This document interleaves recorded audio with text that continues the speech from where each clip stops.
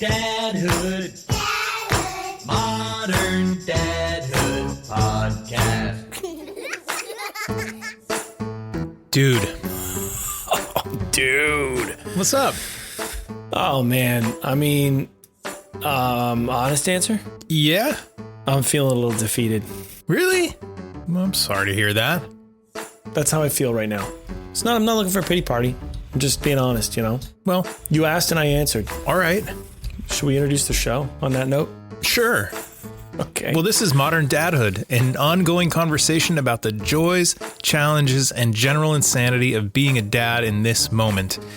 My name's Adam Flaherty. I'm a dad to two daughters who are 10 and 7 years old, and I feel a little guilty saying I'm having a great evening. But let's toss it over to you to let everybody know who you are. Well, my name is Marc Checkett, and I'm a dad to twin 6-year-old boys who got the better of me this evening. Sounds like it, man. Oh, Yeah. What was good? Hey, what was good about your night? Bring me up. Lift me up a little bit. We went to the beach earlier, about an hour and a half ago. I was swimming in the ocean. Ooh. The weather was perfect. I booked an epic guest for our podcast. Oh, man. Wait, not this evening's guest. No, a different guest. Another epic. Oh, okay. But I do want to talk about this evening's that. guest. Yeah, I mean, I can tell you. We can't tell our listeners, but I can tell you. And then we can block it out. All right. I'll go off mic. I booked. No, shut your fucking mouth. Yeah, man. For real? Yeah. Wait till you guys find out. It's kind of a bucket list one. And we have to say it's not Barack Obama. What should we talk about? This show right now, what should we talk about? Formalities? We should let, let's do that. And let's also let listeners know who the guest is that's going to be joining us very soon. Because this is going to be a fun chat. This is going to be a fun chat. We've got a wonderful gentleman by the name of Timothy Gant on the show. And pretty soon you're going to find out that he goes by Teddy The Doula. And you might have realized that when I said his name, I referred to him as a he. And a he, who is a doula, is a rare thing. I don't know where I'm going with that, but it's a male doula we are speaking with here in a few minutes. We met him, when was it? A couple of months back. A couple months ago. We were guests on another podcast called Bridge the Gap, put on by our friends at Cycle Chats, who we met at a Podfest a couple years ago, right? And so they invited us to come on and participate in a conversation about how to be a good partner and a good role model and a good husband. And Teddy was there too. And I really enjoyed meeting him there. So I'm psyched to catch up with him and talk about all things doula. Before we invite him in, we should let listeners know, we should remind listeners that Modern Dadhood can be found on all the platforms, obviously, right? Obviously, all of them. Overcasts. Pocket Casts. And there's a few other ones. Spotify, Amazon. Hark Audio. Boom. Apple. We forgot to say Apple. Apple Podcasts. Wherever you listen, please take a minute to leave us a rating and a review if you like the show. Also, go to moderndadhood.com if you're curious to check out our back catalog of episodes. We've had some amazing, powerful conversations about fatherhood, where I know, Marc, you and I have learned a lot. And there's just been a lot of really inspiring discussion. So go to modern. I'm going to try that again. Go to moderndadhood.com and check them out.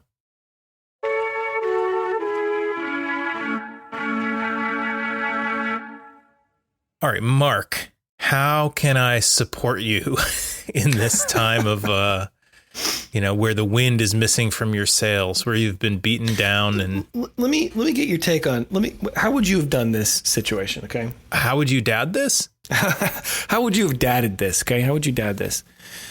One of my sons in particular he's kind of always, I think, maybe in a way looking for, praise, Dad, I was the fastest. Dad, I was first. I won. He's like that kind of, person all the time. And was driving home from work, pull into the neighborhood, and I'm coming up around the bend to our house, and I see all these gaggle of children, you know, which is super wonderful. It's like all the neighborhood kids are on like bikes and scooters and little plasma cars. You know what a plasma car is? You know those little things? I don't know it by name, but I'm them. sure that I would recognize it. They're a lot of fun. So there's kids everywhere, and it's a standing rule, the Check-in household with our 6-year-old boys. You're on one of these things, you have a helmet on, okay? Safety never takes a day off, does it, Adam? Duh. So as I'm pulling up to the driveway, I see the gaggle of kids sort of at the top of the little hill that's just past the driveway, and here comes my son barreling down at I didn't clock him with a radar gun, but it was going approximately 1,000,000 miles an hour down this hill in a little plasma car thing. No helmet. Just middle of the street. And, you know, he knows it's me in the car coming, but yet there is a car. There is a car coming. And let me guess, he even took his hair off so he'd have even less head protection than normal. He shaved his head to be as aerodynamic as possible. And so he's scuttling up now next to me in the car, which just dangerously close to I'm still moving, and I'm trying to come to a stop. Because like I said, there are other kids around. I'm trying to be very careful as I'm, you know, gingerly pulling into the driveway. And he was very excited to see me. Okay. Hadn't seen him for the day. I was, you know, he was excited that he was with his friends. He was trying to tell me about how fast he came down the hill and all this stuff. And in my brain, I was like, first say hi, first tell him that you missed him, first, you know, show him love. But in my mouth, I immediately went to, what the hell? Why are you not wearing a helmet? Why do I come into the neighborhood and I see you barreling down the hill in the middle of the road, no helmet on? Mm-hmm. And what did he say? That was the first. He just looks at me like a little bit deflated, you know. I said, I'm very happy to see you. Now, could you please back up so I can pull into the driveway and get out of the road? Yeah. So it didn't even register with him when he saw you in the car that was an issue. Not even. So it's not like whenever you're not there, he's not wearing a helmet and just you happen to catch him this time. It's that there wasn't even a process where he thought about putting it on it. Yeah, this is the problem that I have, is that this is like a repeat offense. Oh, you know, this is we remind him every single day. I mean, I feel like a 6-year-old should remember some of like the cardinal household rules, you know? Yeah. You know, if you sprinkle when you tinkle, you know what I mean? Yeah. Like we got a couple of like household rules that you're supposed to be following. Though we do remind, you know, if you're going to ride your bike, don't forget your helmet. Right. So to see it, you know, all the other kids had their helmets on, including his brother, you know, including the 10-year-old that's hanging out with them, you know, like the older kids, they're wearing their helmets. It's just him. He's not forgetting. My wife is always like, hey man, he's 6, you know, like, but in my head, I'm like, he knows better. He knows better than this. He's choosing not to do it. And he should have a consequence for it. Now, I didn't give him any consequence for it, but you know, it was the first thing out of my mouth was, dude, helmet. What the hell, you know? Yeah. Instead of like, hey, buddy, happy to see you. Well, I mean, I think I would have dadded that the same way that you did. You had very little time to process how you were going to handle it before words started coming out of your mouth.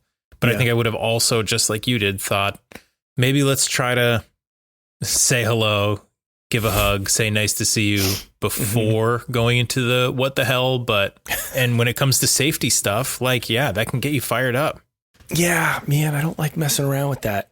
So it's just like one little thing after another until, you know, bath time, wherein then the real explosions began, you know, and then he just hated my guts at that point. All right, Mark. Well, with all of that nonsense out of the way, just a bunch of nonsense. Timothy Gant Jr. just arrived, and I think we should let him in. Well, let's not leave the good man waiting.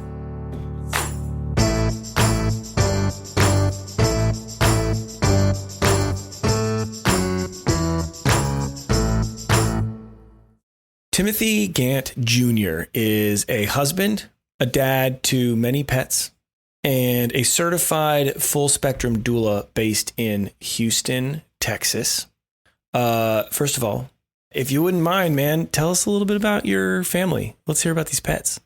Oh yeah, for sure. So first off, I have a beautiful wife. We've been together for 13 years, been married for 7. Oh, Actually, our anniversary is on the 8th of this month. So in a few days. Nice. Nice. Yeah. Happy anniversary. Thank you. Thank you. And right now I currently have 3 pets. The oldest one, he is 8. So I had him since, I was still living at home before me and my wife got married. Like we both got this dog, and he's just been like the light of our life, literally like every day, just full of joy, full of energy. And recently, earlier this year, we got 2 more pets. We got 2 little girls. So now we have 3. I mean, but it's a great adjustment. I love it. I love being like, a pet parent. It definitely has its challenges, but I can't complain about it. It's been nothing but a joy.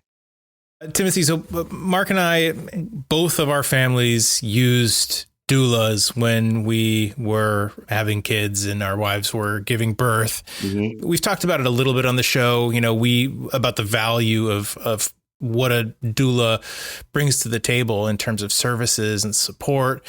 But I wonder, for the benefit of our listeners, if you could maybe just describe, what it means to be a full spectrum doula and why, in your opinion, people should consider having one.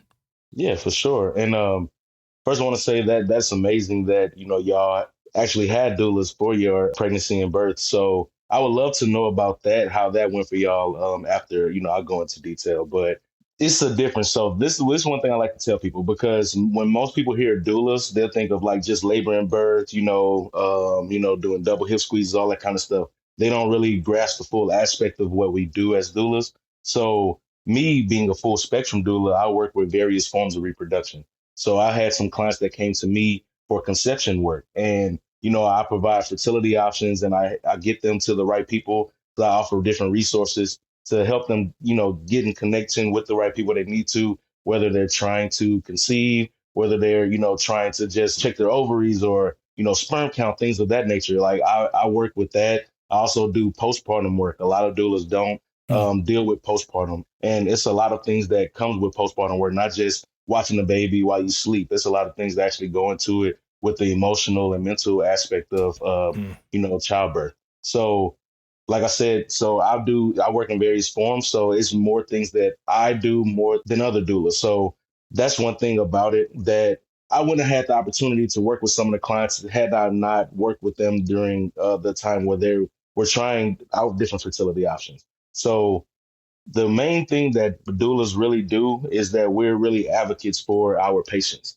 and we like to give them the education on top of it. So a lot of people think of just the physical, like I said, just showing up to the hospital, but it's more than that. So we do physical, emotional, and informational support. And the informational support, that's the main objective for me, especially during gestation, because of course, we're not going to be in labor the whole time I'm working with you, so it's a lot of different things, a lot of variations to it, especially working with dads. So the partners, that's one thing that I really pride myself in, because one day I'm going to be a partner, and I want to know everything that I need to be able to help my wife in any way I can. That's where I come in, opposed to, some other doulas that probably just can't relate to the male aspect of things, the male struggle, and like male thoughts. We think differently.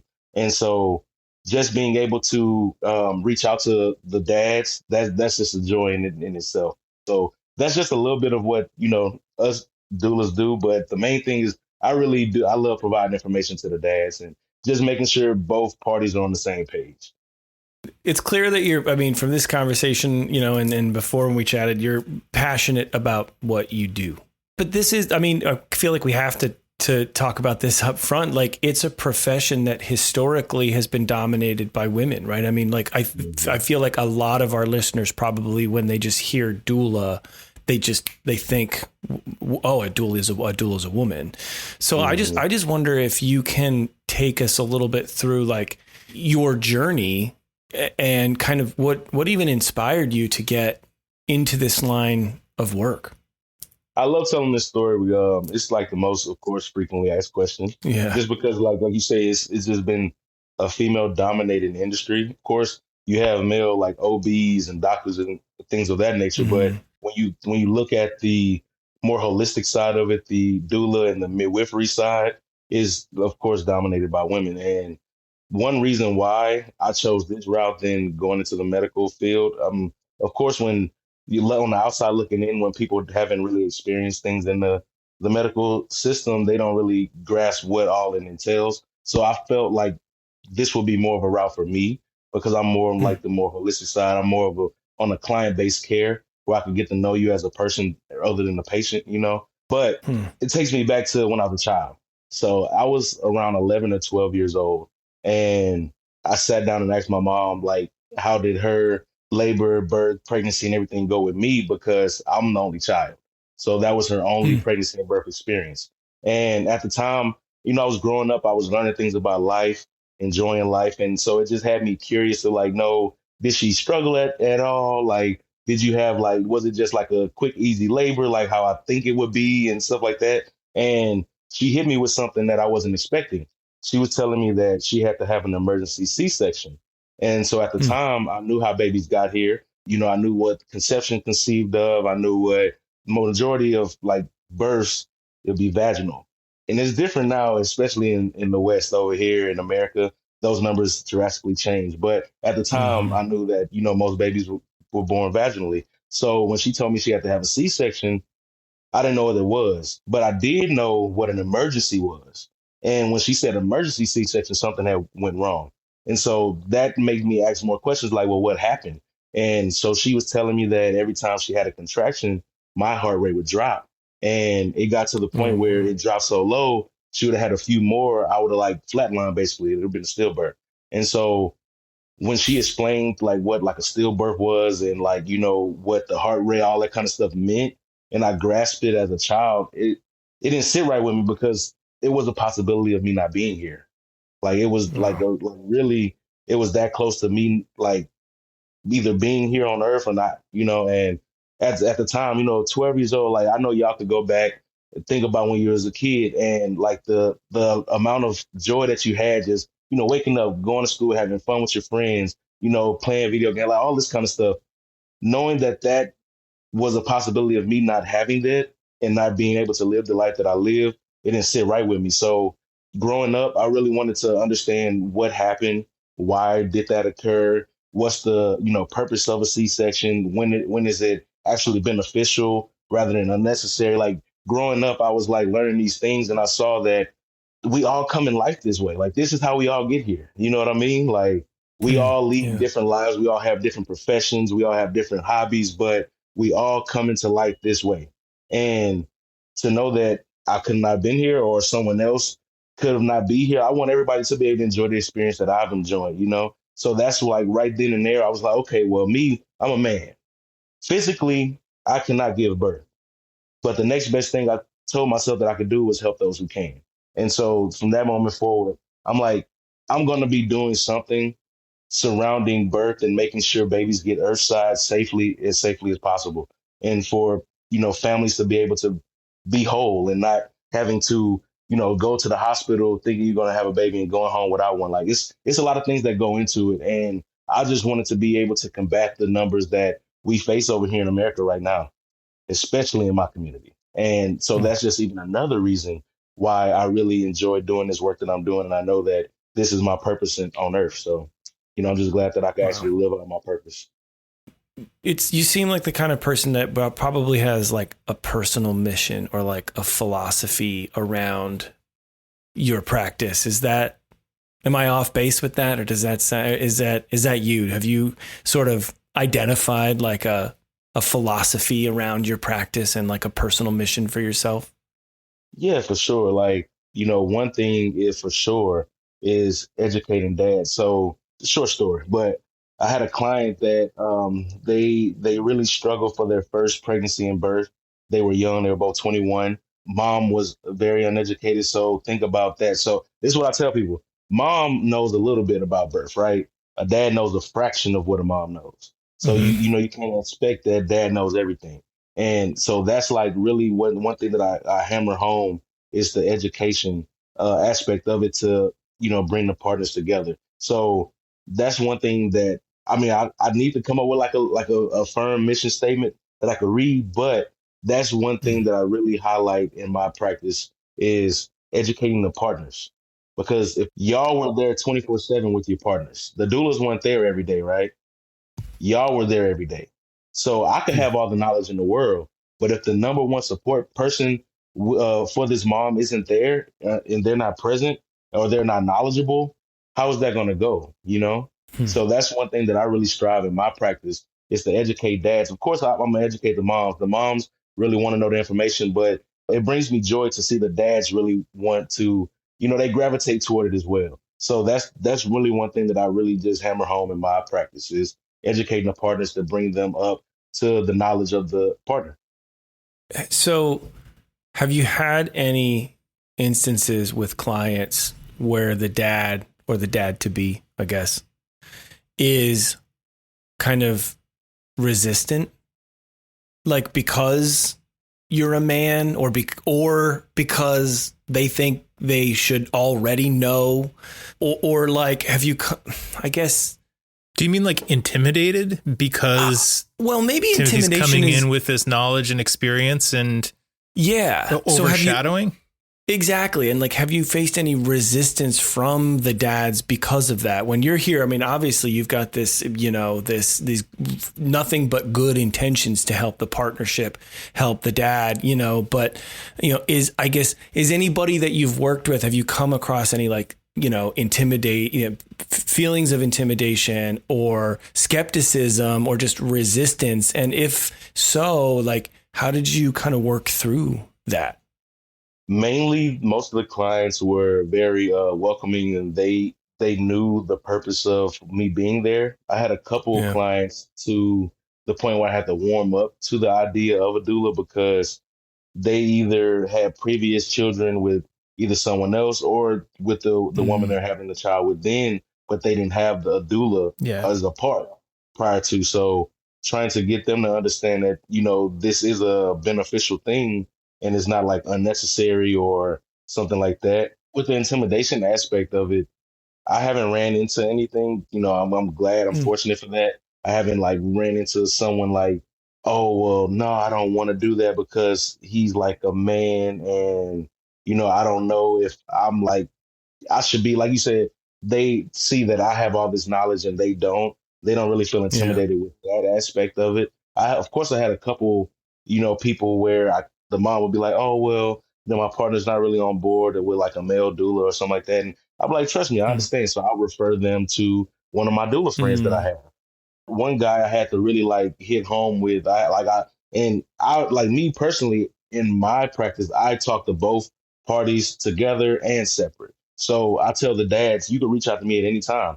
You don't have to just wait for your partner to sit down and we have an actual meeting to talk about something. If there's something on your mind or you have some questions or anything like that, reach out to me, personally. That's just one thing I really build with my clients, and it goes great so far. Like, haven't had any problems, but that's just some things that I, had to make adjustments to. The clients that I've had, I really haven't had too much resistance, and I'm just glad and fortunate for that. We need a brotherhood, so they come to me with a lot of things that they wouldn't go to like I say, my doula friends that are women. And I've experienced because they sent me some of their clients. They're like, hey, I have a couple dads that really, need like another like person to talk to like on their level and things like that. And they would send them to me and I would get clients that way sometime too, because I am able to connect to men on a different level than a woman can. So I can say that. Yeah. I think having, at least in my experience, having a doula there during birth just changes the dynamic, probably regardless of whether it's a male or female. I guess in that, like, my partner's giving birth, I'm going to be there and I'm going to be her support system and do whatever she needs and help her. And then there's going to be the medical team that's doing their part and we'll all work together. But then when you have a doula, your role as the dad, it becomes not less important, but like the doula is the one who's there and like the real sort of primary advocate for your partner in a lot of ways. So whether it's doing things like massage or relaxation or breathing, or whether it's being a liaison between your partner and the medical team and advocating for your partner and her options, unless the spouse or partner has a medical background, they don't really have the knowledge or, to say to a medical provider, if that makes sense. A lot of people, they think that doulas take the place of the partner.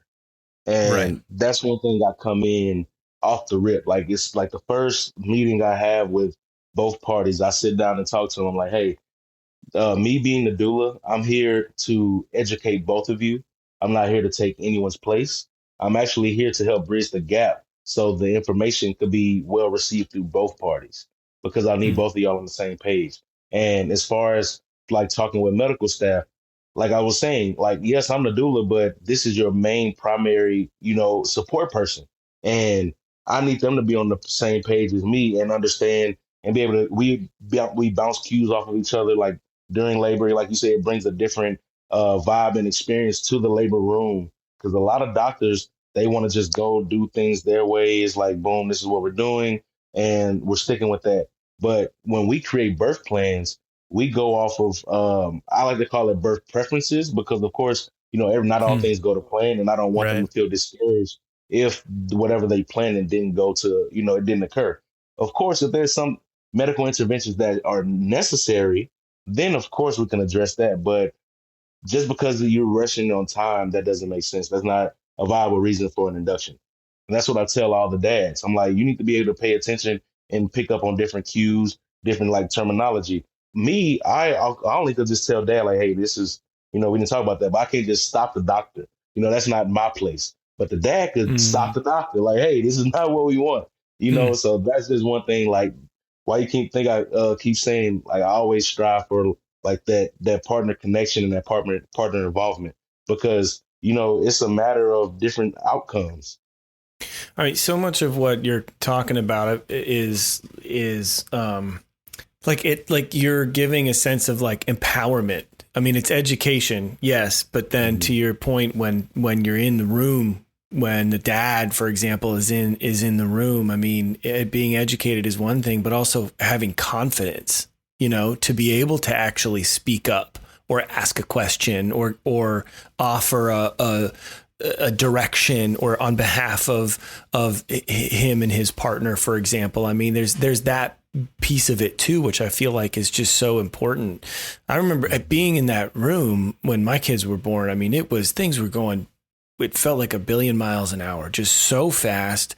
There were people everywhere. I mean, because we had twins, so they had two stations and 2 sets of nurses, so there was a lot of people in that room, and man, I felt so small. I felt just, just so insignificant in this grand,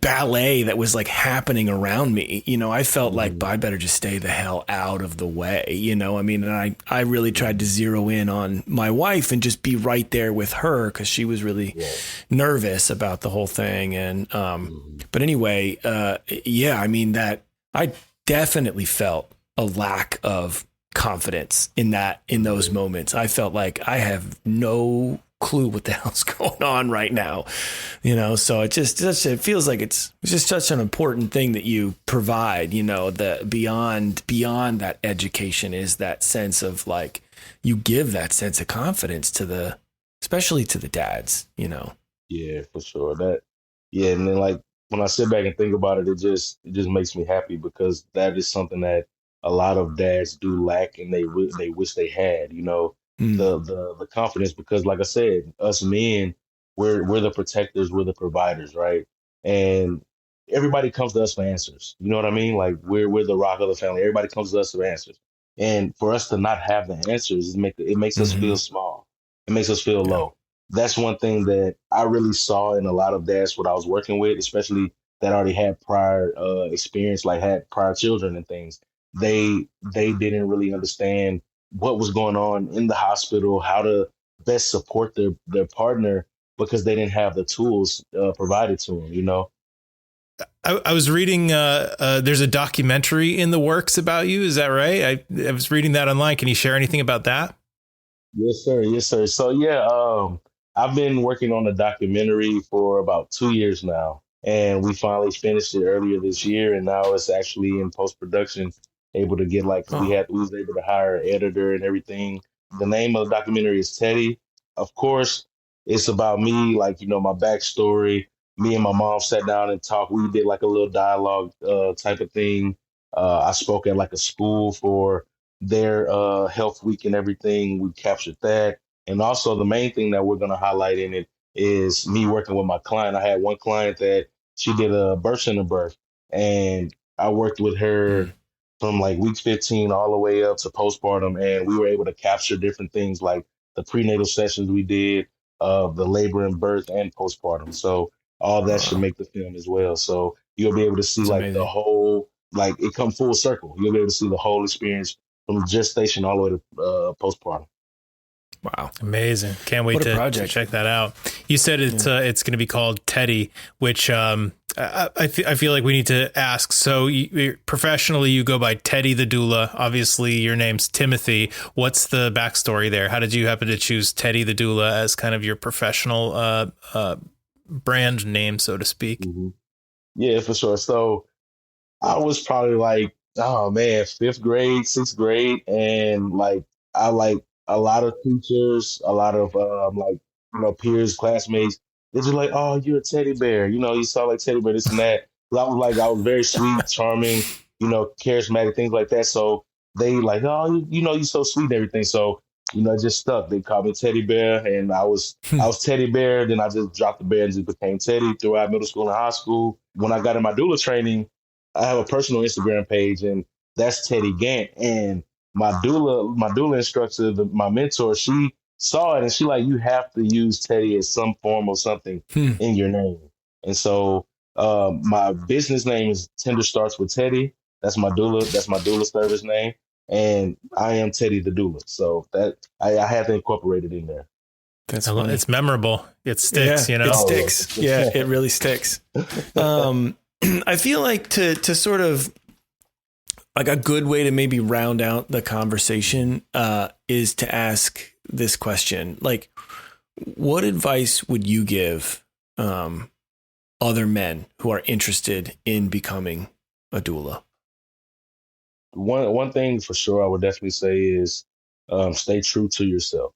There's going to be a lot of people that try to question you, try to make it seem like this isn't like, you have ulterior motives, or you're not really for real about what you're really doing. There's a lot of people that, throw different negativity at you, but remember your calling, remember why you're doing this, because that's going to get you through those tough times. You're going to experience some ups and downs. It's not just going to be rainbows and sunshine every day.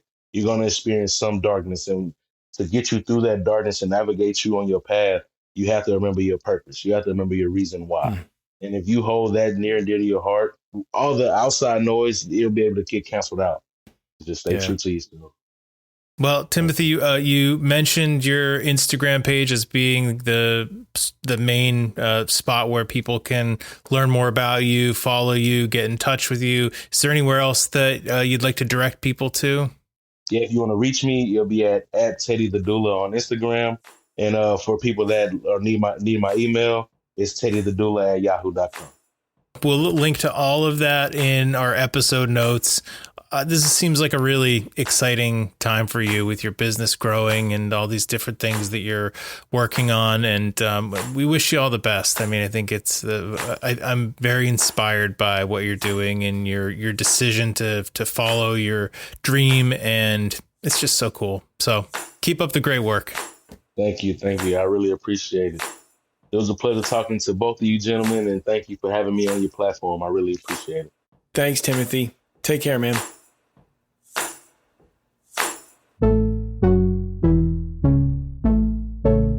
What do you think? I think I'm a fan of Teddy the Doula, Timothy Gant Jr. Good dude. Yes, good dude indeed. Definitely inspiring. Can't wait to see what comes of this documentary project. I think the more that like he can get his story out there, it just bodes well for any future male doulas, That's not the norm, That's not what people expect. It's like if you have he said something so nice. He said that your passion is a legitimate reason. I thought that was wonderful. Getting his story out will definitely make that field or profession or even just the conversation that much more accessible. So even the conversation. I mean, start there, you know? Yeah. Cool. Well, dads and moms listening, thank you for hanging out for this episode of Modern Dadhood. Again, all of our episodes are available at moderndadhood.com. You can find us on all of the major platforms. We would totally appreciate it if you'd give us a quick rating and a review wherever you listen. What the hell else we got, man? We got a website at moderndadhood.com where, of course, yes, you can listen to all of the episodes. The entire back catalog is there, but we also have a little store where you can go purchase a t-shirt or a Modern Dad hoodie. Pick up a t-shirt now, and you'll have the rest of summer to show everyone the gun show, you know. Find Modern Dadhood on Instagram or Facebook or LinkedIn or YouTube or TikTok. You can send us an email if you want to anytime at hey@moderndadhood.com. Word of mouth is the biggest tool for us in helping us grow. So please tell a friend about Modern Dadhood as you're out walking the streets or gathering with your friends and sipping a glass of wine or sitting around a campfire. Standing in line at the bus stop, you know, turn to the person behind you, brighten their day, you know, by letting them know about the show. Hey, you ever heard of Modern Dadhood? No? Shut up. No? I'm trying to get to work. Really? Shut up. I'm just trying to get to work. I'm not here to talk to you. Thank you to Casper Baby Pants and Spencer Albee for the music in our podcast. Thank you to Timothy Gant for joining us in this awesome conversation, also known as Teddy the Doula. Check him out on Instagram. And Marc, Andrew, check it. Thank you for listening.